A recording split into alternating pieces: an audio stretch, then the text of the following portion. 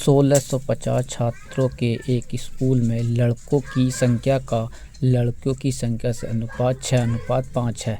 यदि 124 नए लड़कों को प्रवेश दिया जाता है और कुछ नई लड़कियों को प्रवेश दिया जाता है तो अनुपात 4:3 में बदल जाता है। नवप्रवेशित लड़कियों का नवप्रवेशित लड़कियों से अनुपात क्या होगा? क्या है? अब सॉल्यूशन देखो, कितनी शॉर्ट तरीके से बताऊंगा, बहुत ही शॉर्ट तरीके से। क्या दे रखा है? अनुपात दे रखा है लड़कों की संख्या और लड़कियों की संख्या का, मतलब लड़कों मतलब बॉयज़ और गर्ल का अनुपात दे रखा है कितना? 6:5 दे रखा।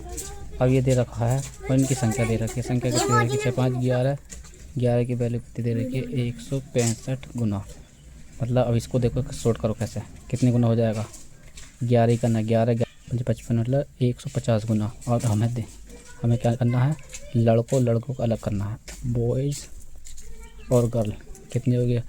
150 की 6 में गुणा करेंगे तो 15 छक्का 90, 900 रेशियो। 150 की 5 में गुणा करेंगे तो 15 15 75 मतलब 750। अब क्या दे रखा है? यदि 124 नए लड़कों को प्रवेश दिया जाता है, लड़कों को जब 124 लड़कों को प्रवेश दिया जाता है और लड़कियों और नए कुछ का मतलब कुछ लड़कियों को प्रवेश दिया जाता है तो अनुपात 4:3 में बदल जाता है। मतलब अनुपात कितना हो जाता है? 4:3 में बदल जाता है। 4:3 में बदल जाता है तो ये कितना हो गया? देखो, इन्हें 124 जोड़ने के बाद जो अनुपात बनेगा वो निकालो, कितना हो जाएगा? बॉय में 124 जोड़ेंगे कितना आएगा? 900 और 124 हो गया 1024। और ये पूछ रहा हमसे कितने बनेंगे। तो अब देखो, इसकी गुणा इससे करेंगे तो कितना गुना हो जाएगा? 4 दूनी 8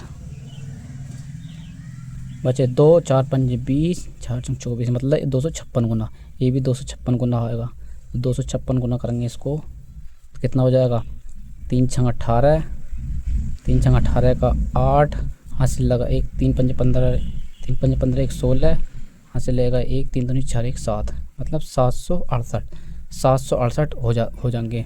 तो 750 में 768 हो गए तो कितनी बढ़ गई? कितनी लड़की बढ़ गई? यानी कि 18 लड़कियाँ बढ़ गई। तो हमसे पूछ क्या रहा है? नवप्रवेशित लड़कियों का नवप्रवेशित लड़कों से अनुपात कितना होगा? मतलब ये और ये पूछ रहा हमसे। वो कितना क्या पूछ रहा? पहले पूछ गया लड़कियों व लड़कों का मतलब गर्ल्स और बॉयज़ का। तो कितना होगा? अनुपात 124। इसे काट दो, कैसे? 2 से काटो, 9 रेशियो 62। तो ये हमारा आंसर होगा। देखो, ये हो जाता है। ये ऑप्शन नंबर कौन सा? 9 रेशियो, ऑप्शन नंबर सी, यही हमारा आंसर है। देखो कितनी शॉर्ट तरीके से बताया। आप इसको करोगे तो कितना लेंथी हो जाएगा कि आपसे एग्जाम में हो ही नहीं पाएगा, इतना लेंथी हो जाएगा। ऐसे देखो, नीचे एक क्वेश्चन दे रखा बैग वाला, कोइनों वाला, ये भी करके बता दूंगा आपको अभी सेम टू सेम इसी टाइम में। देखो क्या दे रखा है इसमें। एक बैग में 50 पैसे, 25 पैसे और 10 पैसे के सिक्के 7:8:3 के अनुपात में हैं। यदि बैग में कुल 87 रुपये हैं तो 10 पैसे के सिक्कों की संख्या ज्ञात कीजिए। 10 पैसों की संख्या ज्ञात कीजिए। तो बैग में इतने के सिक्के दे रखे हैं, कितने? 50 पैसे के और 25 पैसे के और 10 पैसे के। तो कॉइन्स कितने दे रखे? कॉइन्स दे रखे हैं। कॉइन्स मतलब सिक्के दे रहे हैं।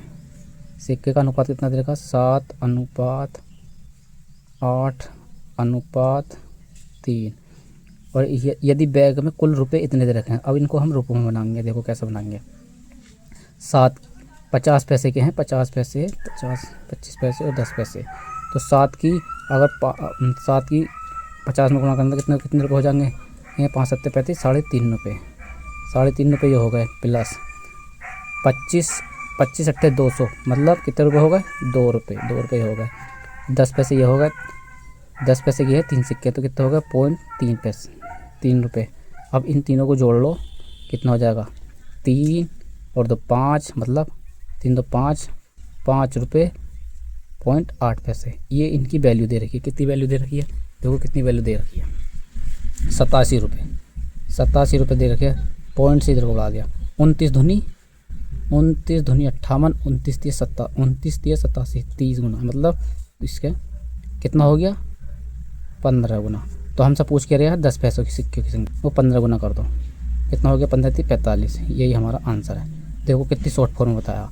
ऐसे ही बहुत सवाल है, एक नीचे और है, शॉर्ट में इतने करना चाहिए। अब देखो बच्चों, समझ में आए तो बताना, ना आए तो भी कमेंट में ज़रूर ना कुछ कमेंट में ज़रूर लिख के बताना। थैंक यू बच्चों।